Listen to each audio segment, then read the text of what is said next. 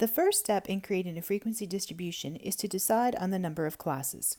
When we look at our data, in this case we have 20 pieces of data. So if we look at 2 to the power of 4, that gives us 16. That's not enough. If we look at 2 to the power of 5, that gives us 32. So therefore, our number of classes, which is k, is going to be equal to 5. Now we're going to use that in our step number 2 to determine the class interval. I is greater than equal to the highest number minus the lowest over k.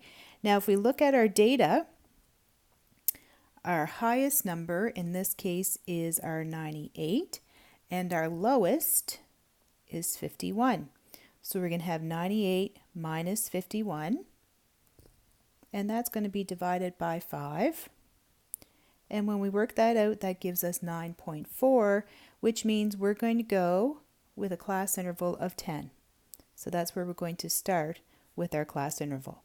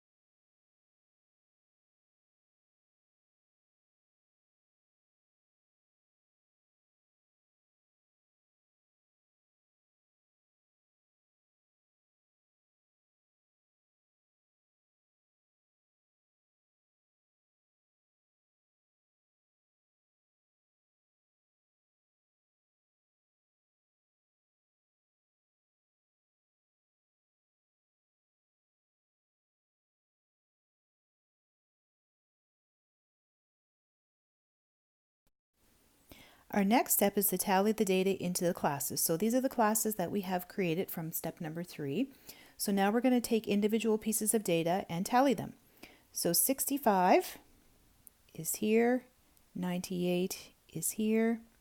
You'll notice that I am ticking these off as I go so that I know that I have them counted and I'm not guessing where they should go. 72 goes here.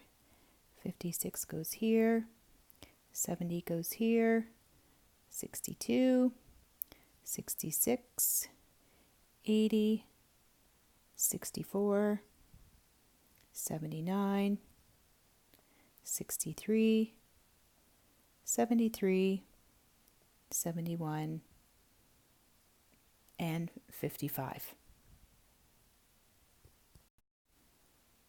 Our final step in the creation of our frequency distribution is to count the number of data in each class. So from step number 4, we have our tallies, and we have a 5, 6, 6, 1, and 2. We always want to check and make sure these will in fact add up to be the number of data items that we had, which in this case was 20, and that is correct. So as a very last and final step, we want to create that frequency distribution. That looks like a nice frequency distribution, organized, easy to read, and here it is. So there's our frequency distribution for the Acme Oil Change Company.